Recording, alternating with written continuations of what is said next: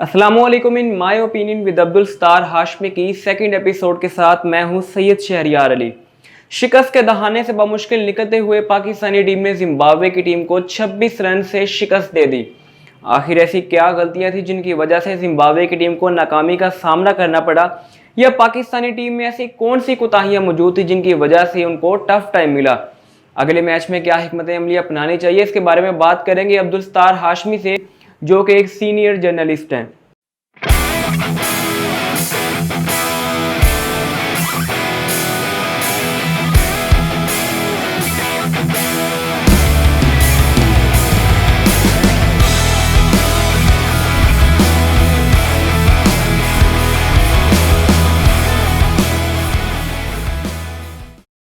बिस्मिल्लाहिर्रहमानिर्रहीम। सबसे पहले तो मैं कल वाली बात से अपनी बात का आगाज़ करूंगा कि जहां हमने कल बात छोड़ी थी, और उससे पहले कि मैं कोई बात करूं, मैं उन तमाम दोस्तों का शुक्रिया अदा करना चाहता हूं जिन्होंने इस चैनल को सब्सक्राइब किया और उस बेल को भी बजाया। तो जो दोस्त जिन्होंने सिर्फ इसको व्यू किया है लेकिन सब्सक्राइब नहीं किया, तो उनसे मेरी गुजारिश है कि वो इसे सब्सक्राइब करें, आपकी बहुत नवाजिश होगी। कल हमने बात जो की थी, उस सारी बात का मुद्दा व मकसद ये था कि ये जो जिम्बाब्वे की टीम पाकिस्तान के दौरे पर आई हुई है और पाकिस्तान के साथ आज उसका पहला वनडे मैच खेला गया है, और उसके बारे में मेरी राय यही थी कि ये वनडे मैच जो होने वाला है, जो आज हुआ है, ये एकतरफ़ा नहीं होगा, इसमें भरपूर मुकाबला होगा और कांटेदार मैच होगा। तो आज सारा दिन बहुत सारे दोस्तों ने मेरे इस राय से इख्तलाफ किया और सारा दिन वो यही कहते रहे कि ये आपने किस बुनियाद पर कह दिया कि ये एकतरफ़ा मुकाबला नहीं होगा।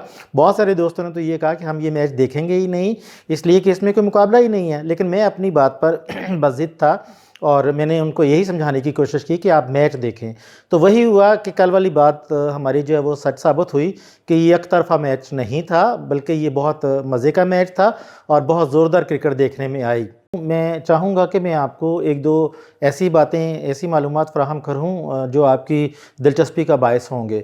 सबसे पहले तो मैं ज़िम्बाब्वे की टीम और क्रिकेट बोर्ड का शुक्रगुज़ार हूँ, बल्कि पाकिस्तान शुक्रगुज़ार है कि उन्होंने कोविड-19 के इस दौर में अपनी टीम को पाकिस्तान भिजवाया और यहाँ सीरीज़ जो है वो मुनक़द होना मुमकिन हुई। तो और इस सिलसिले में पाकिस्तान को ये एज़ाज़ हासिल है कि वो दुनिया का दूसरा मुल्क है जिसने यहाँ पर सीरीज़ जो है वो इनकाद किया सीरीज़ का, और उसको अच्छे तरीके से खिलाया भी। तो ये इससे पहले इंग्लैंड जो है वो कोविड-19 के इस दौर में अपनी एक आगाज़ कर चुका है और पाकिस्तान जो है इस सिलसिले में दूसरा मुल्क है। और इसके अलावा मैं आपको ये बता दूं कि पाकिस्तान और ज़िम्बाब्वे की टीमों को वनडे खेले हुए अरसा दराज हो चुका है। पाकिस्तान को तो ग़ालिबन 1 साल हो गया है कि इसने अभी तक कोई वनडे मैच नहीं खेला, जबकि ज़िम्बाब्वे की टीम ने मार्च 2020 में बांग्लादेश के ख़िलाफ़ जो है वो एक वनडे मैच खेला था। और मैं आपको ये भी बता दूं कि आखिरी मैच जो खेला गया था पाकिस्तान का, वो अप्रैल में यूएई में खेला गया था। और यूँ समझ लें कि आप कि दोनों टीमों को कमोबेश 1 साल या 6 माह हुए हैं वनडे खेले हुए, और उसके बाद ये इनकी पहली मरतबा हुआ है कि दोनों टीमें आमने सामने आई हैं। और जहाँ तक पिंडी का ताल्लुक़ है, पिंडी स्टेडियम का, तो उसमें मैं आपको बता दूं कि यहाँ 13 और 14 साल के बाद, तकरीबन 13-14 साल के बाद यहाँ क्रिकेट खेली गई है। यहाँ पर आखिरी मैच जो है वो ग़ालिबन 2007 में भारत का हुआ था, जिन्होंने 266 रन्स का चेज़ किया था और 3 विकेटों पर उन्होंने ये रन्स मुकम्मल कर लिए थे। तो ये एक छोटी सी हिस्ट्री है पिंडी स्टेडियम की और टीमों के खेलने जाने के हवाले से। आज के मैच की अगर बात करूं तो मैं तो इसको बड़ा मायूस कुन मैच कहूँगा कारकर्दगी के एतबार से कि जो क्रिकेट हमें दिखाई जानी चाहिए थी वो नज़र नहीं आई। मुझे यूँ लग रहा था कि जैसे पिंडी स्टेडियम में कोई क्लब मैच हो रहा है। क्लब मैच में यही होता है कि खिलाड़ी जो हैं वो इतनी अच्छी वर्ल्ड क्लास शॉट्स नहीं खेलते, या उसमें कोई ऐसी क्लास इनिंग्स नज़र नहीं आती। तो पाकिस्तान की बैटिंग में ख़ास तौर पर मुझे कोई इतना अच्छा منظر نظر نہیں آیا جسے میں کہہ سکوں کہ یہ بہت خوبصورت کرکٹ تھی. ایک کلب کی سطح کے بیٹسمین جو ہیں وہ کھیلتے ہوئے مجھے نظر آئے.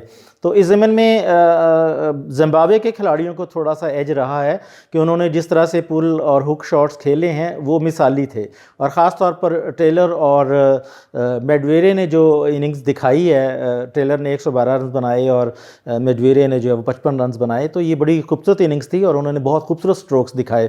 ہمارے یہاں حارث سہیل کے سٹروکس کچھ اچھے تھے, لیکن اس کے علاوہ امام الحق نے بھی کچھ اچھے سٹروکس دکھائے.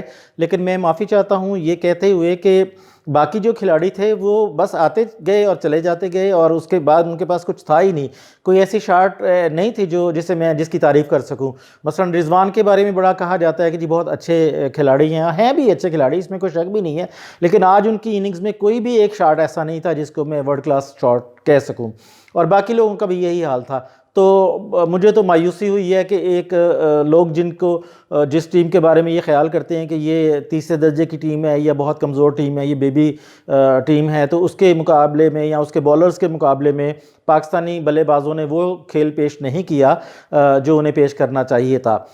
جب یہ میچ دکھایا جا رہا تھا تو ایک دوسرے چینل پر آسٹریلیا اور انگلینڈ کا ایک ون ڈے میچ تھا, اس کی وہ ہائی لائٹس دکھا رہے تھے, اور وقفے میں جب جا کر وہ ہائی لائٹس دیکھتا تھا تو مجھے اتنا مزہ آتا تھا کہ اس میں انہوں نے اتنی شاندار کلاسک شاٹس دکھائیں, بلے بازی میں بھی اور بولرز میں بھی کیا بولنگ دکھائی ہے, مطلب ایک ورلڈ کلاس میچ نظر آ رہا تھا. اور اس کے مقابلے میں مجھے اپنا پاکستان اور زمبابوے کا جو میچ ہے یہ کلب سطح کا میچ نظر آ رہا تھا. اچھا, یہاں میں ایک بات اور کہہ دوں اگر کسی کو اس پہ اعتراض نہ ہو, میری یہ رائے ہے کہ اگر آپ زمبابوے کی ٹیم کو پاکستان کے حوالے کر دیں اور پاکستان کی ٹیم جو ہے وہ زمبابوے کرکٹ بورڈ کو دے دیں, تو دیکھیں ان دونوں ٹیموں میں زمین آسمان کا فرق ہوگا. تو میرا یہ سوال ہے کہ پاکستانی ٹیم اور کھلاڑی جن کو صفحہ اول کی اور دنیا کی ایک کلاس سہولتیں اویلیبل ہیں, ان کو ہر طرح کی سہولت دی جاتی ہے, ان کو کھلے پیسے دیے جاتے ہیں, ان کو کھلی پریکٹس دی جاتی ہے, ان کو اکیڈمی کی سہولت دی جاتی ہے, ان کو رہائش کی سہولت دی جاتی ہے, ان کو ہر طرح کی سہولت دی جاتی ہے, اور پھر بھی وہ ورلڈ کلاس کھیل پیش نہ کریں تو یہ بات افسوسناک ہے. اور اس کے مقابلے میں آپ دیکھیں کہ زمبابوے کی ٹیم کو وہ سہولتیں نہیں ہیں, وہاں انہیں کوئی اکیڈمی کی سہولت نہیں ہے, وہاں ان کو کوئی نیٹ سیشن کی سہولت نہیں ہے, وہاں ان کے معاوضے اتنے زیادہ اچھے نہیں ہیں, بلکہ سننے میں یہ آیا کہ کئی دورے تو وہ وہاں کے اسپانسرز سے مدد لے کر کرتے ہیں, کرکٹ بورڈ ان کو سپورٹ نہیں کرتا. تو ایک ٹیم جس کے پاس فیسلٹیز کی کمی ہے, جس کے پاس پیسے کی کمی ہے, جس کے پاس سہولیات کی کمی ہے, وہ اتنا اچھا اور اتنا عمدہ کھیل پیش کرے, تو یہ تو حیران کن بات ہے کہ پاکستانی کھلاڑیوں کو ہر طرح کی سہولت دستیاب ہے, لیکن اس کے باوجود بھی انہوں نے ویسا ہی کھیل پیش کیا جیسا زمبابوے نے پیش کیا ہے. تو بلکہ اگر میں یہ کہوں کہ زمبابوے نے تو بہت فائٹ کی ہے, اور اگر ان کے پاس تھوڑا سا تجربہ ہوتا اور تھوڑا سا ایکسپیرینس ہوتا تو وہ یہ میچ لے گئے تھے. 26 رنز کی فتح کوئی اتنی اچھی فتح نہیں ہے, اور اس کا کریڈٹ میں وہاں کے زمبابوے کے کھلاڑیوں کو دوں گا کہ انہوں نے اچھی فائٹ کی, اچھی انہوں نے لڑائی لڑی ہے, اور انہوں نے بولنگ بھی اچھی کروائی ہے. میرا خیال تھا کہ پاکستان 300 پلس رنز کرے گا, لیکن افسوس ہے کہ ایسا نہیں ہوا, اور خاص طور پر جو آخری اوورز ہیں اس میں تو پاکستانی بلے بازوں نے کوئی اتنے رنز دکھائے نہیں. مجھے یہاں پر تھوڑا سا اعتراض جو ہے وہ افتخار احمد کی سلیکشن پر بھی ہے, کہ مجھے یہ بتایا جائے کہ افتخار احمد کو کس بنیاد پر سلیکٹ کیا جاتا ہے, کون سا ایسا میچ ہے جہاں انہوں نے بہت غیر معمولی کارکردگی دکھائی ہو اور اس کی بنیاد پر آپ ان کو ٹیم کے ساتھ رکھتے ہیں. تو مجھے کوئی سمجھ نہیں آ رہی ان کی سلیکشن کی وجہ کی, کہ کیا کوئی بہت بڑی پرچی ہے ان کے پیچھے, بہت بڑی سفارش ہے, یا کوئی ان کی گیم بہت اعلیٰ قسم کی ہے. تو سارے دنیا کے جو مبصرین ہیں انہوں نے یہی کہا تھا کہ یہ موقع ہے کہ پاکستان میں ینگ بلڈ کو موقع دیا جائے. تو وہی ہوا کہ مصباح الحق نے اپنی ہی مرضی کی, اور انہوں نے وہی کھلاڑی کھلائے کہ جن کی بنیاد پر آپ میچ جیت سکتے ہیں. تو لیکن آپ یہ دیکھ لیں کہ انہوں نے اپنی مرضی سے ٹیم کھلائی اور اس کا نتیجہ آپ کے سامنے ہے. اچھا, ایک اور میں بات کرنا چاہوں گا. حارث رؤف کا یہ ڈیبیو میچ تھا, انہوں نے کوئی اتنی معیاری بولنگ نہیں کی ہے اور اتنی کوئی متاثر کن بولنگ نہیں کی ہے. انہوں نے دیکھیں کہ اپنے 10 اوورز میں کتنے زیادہ رنز دی ہیں, اور وکٹیں بھی نہیں ملیں. وکٹیں تو شاہین کو ملی ہیں, 5 وکٹیں انہوں نے لی ہیں, اور وہاب نے 4 وکٹیں لی ہیں. وہاب نے جو وکٹیں لی ہیں وہ اپنے تجربے کی بنیاد پر لی ہیں, اور شاہین نے جو وکٹیں لی ہیں وہ اپنے ایکسپیرینس کی بنیاد پر لی ہیں, کیونکہ اس وقت وہ فل فارم میں ہیں. اور میرا یہ سوال ہے کہ کیا اس طرح سے ہم شاہین افریدی کو ضائع نہیں کر رہے, کہ اتنی زیادہ کرکٹ ہم ان کو کھلا رہے ہیں کہ ابھی وہ T20 ٹورنامنٹ کھیل کے آئے ہیں, اور اس کے بعد انہوں نے یہ سیریز کھیلی ہے اور اس سے پہلے وہ کوئی دوسری لیگز بھی کھیلی ہیں اور اس کے بعد انہوں نے ڈومیسٹک کرکٹ بھی کھیلنی ہے. تو اتنی زیادہ کرکٹ کھلا کر آپ ایک فاسٹ بالر کو ضائع کرنے کے مترادف ہوتا ہے. تو میرے خیال میں شاہین افریدی کو بھی تھوڑا سا ریسٹ دینا چاہیے. آپ نئے لڑکوں کو کیوں نہیں آزماتے؟ اور اس سلسلے میں یہ نہیں، اگر آپ نے اب نہیں آزمانا تو کیا نیوزی لینڈ کے خلاف آزمائیں گے یا انگلینڈ کے خلاف آزمائیں گے یا آپ اس کو ساؤتھ افریقہ کے خلاف آزمائیں گے؟ تو مصباح الحق صاحب کو چاہیے کہ وہ ڈیفینسو پالیسی سے باہر آئیں، لڑکوں پر اعتبار کریں، ان پر اعتماد رکھیں اور ان کو کھلائیں اور ان کے ایکسپیرینس میں اضافہ کریں. تو مایوس کن ہے، میں تو یہ کہوں گا. تو اب آتے ہیں ہم جو سنڈے کو میچ یعنی کل جو ہونے والا میچ ہے اس پہ ہم بات کرتے ہیں. تو امید تو نہیں کی جاتی کہ مصباح الحق جو ہیں وہ نئی ٹیم کھلائیں گے یا نئے کھلاڑیوں کو موقع دیں گے. میرے خیال میں وہ اسی ٹیم کو لے کر چلیں گے. شاید ایک آدھ جو ہے وہ تبدیلی کر دیں تو کر دیں، ادروائز دوسرا کوئی وہ رسک لینے کے لیے تیار نہیں ہے. لیکن میرا خیال ہے کہ اس پنڈی کی پچ کے بارے میں آپ کو بتا دوں کہ یہ جو پچ ہے یہ فاسٹ بالرز کے لیے مددگار ہے اور اس کے لیے علاوہ یہ بلے بازوں کے لیے بھی مددگار ہے. کہ مطلب اس کو آپ فلیٹ پچ نہیں کہہ سکتے، لیکن بلہ گیند سیدھی بلے پر آتی ہے اور رنز بنانے کے اچھے موقع ہوتے ہیں. اور آج بابر اعظم نے یہ موقع گنوایا ہے. ان کو چاہیے تھا کہ وہ اچھے رنز کرتے لیکن ان سے رنز بن نہیں پائے.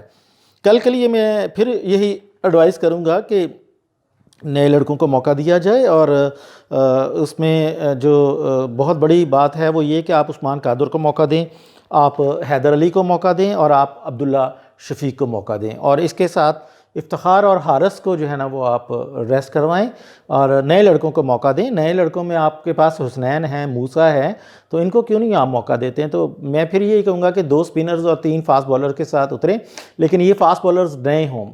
اور یہاں پر میں وقار یونس سے بھی گزارش کروں گا کہ وہ فاسٹ بالرز کو کیا ان کی گرومنگ کرتے ہیں، کیا ان کی کوچنگ کرتے ہیں. آج آپ دیکھیں کہ آپ وہاب نے اتنی شارٹ پچ ڈیلیوریز دی ہیں اور ان شارٹ پچ ڈیلیوریز کا جواب جو ہے وہ میڈویرے نے بہت اچھا دیا، ٹیلر نے بہت اچھا دیا. اٹھا کے گیندیں انہوں نے باؤنڈری لائن سے باہر پھینکی ہیں. اور وہاب کا یہ پرابلم شروع سے ہی رہا ہے کہ وہ ہمیشہ شارٹ پچ گیندیں کرتے ہیں. جہاں انہوں نے آگے گیند کی نہیں وہاں انہیں وکٹ ملی نہیں. لیکن مجھے نہیں سمجھ آتی کہ بولنگ کوچ وہاں بیٹھے کیا کرتے ہیں. تو کل کے میچ کے حوالے سے میری یہی رائے ہے کہ نئے لڑکوں کو کھلائیں اور ان کو دفاعی پالیسی نہ اپنانے دیں، ان کو دفاع پر کھیلنے کے لیے مجبور نہ کریں، انہیں نیچرل گیم کھیلنے دیں اور انہیں کہیں کہ اوفینسیو ہو، کہ آپ حملہ آور ہوں اور ٹکا کے رنز بنائیں اور ٹکا کے بولنگ کریں. اگر آپ یہ سمجھتے ہیں کہ زمبابوے کی ٹیم آپ کے لیے چیلنج ہے تو اس چیلنج کو پھر ایک گریس کے ساتھ اس کا جواب دینا. آپ ورلڈ کلاس ٹیم ہے، آپ نے ایک ورلڈ کپ بھی جیتا ہوا ہے، آپ کا شمار دنیا کی خطرناک ٹیموں میں ہوتا ہے. لیکن اگر آپ زمبابوے کی سطح پر آ کر کھیلیں گے اور ان کا جواب اسی طرح سے دیں گے جیسے انہوں نے آپ پر وار کیا یا آپ کے خلاف کوئی اننگز کھیلی ہے، تو یہ پھر کوئی اچھی بات نہیں ہے. اس کو ہم کرکٹ کا اچھا پن نہیں کہہ سکتے. آپ کو اپنی گریس کو، اپنی عظمت کو، اپنی ڈگنیٹی کو ثابت کرنا ہوگا اور یہ جب بھی ثابت ہوگا کہ آپ اپنا نیچرل گیم جو ہے وہ دکھائیں، اچھے رنز کریں اور اچھے بالرز کا استعمال کریں. اور آج بھی جو بابر اعظم کی کپتانی تھی وہ کوئی اتنی اچھی نہیں تھی. بالنگ چینجز کے حوالے سے میں کہوں گا کہ وہ اتنی اچھی نہیں تھی اور ان کو تھوڑا سا ورائٹی لانی چاہیے، تھوڑی سی سوجھ بوجھ جو ہے وہ پیدا کرنی چاہیے. آج آپ دیکھیں کہ جو آپ کے فہیم اشرف ہیں وہ بھی کامیاب نہیں ہوئے. بیٹنگ میں بھی انہوں نے تھوڑے سے رنز کیے ہیں اور بالنگ میں بھی ان کو کوئی ایک آدھی وکٹ ملی ہے یا شاید نہیں ملی، مجھے اس کا اندازہ نہیں ہے. لیکن یہ ہے کہ وہ اپنی جو ایگزسٹنس ہے اس کو ثابت نہیں کر سکے. تو خدا رہا کل کے میچ میں نئے لڑکوں کو شامل کیجئے اور نئے لڑکوں پر بھروسہ کیجئے. T20 ورلڈ کپ جو ہے وہ اگلے سال ہے، تو تب تک آپ ٹیم تبھی بنا سکتے ہیں نا کہ جب آپ اپنے لڑکوں کو موقع دیں گے. بہت شکریہ. میرا یہی آج کا تبصرہ ہے، اس پر اپنی رائے ضرور دیجیے. اور میں آخر میں پھر ایک دفعہ گزارش کروں گا اپنے دوستوں کو کہ جو اس ویڈیو کو ویو کرتے ہیں وہ ساتھ میں سبسکرائب بھی کریں. بہت شکریہ.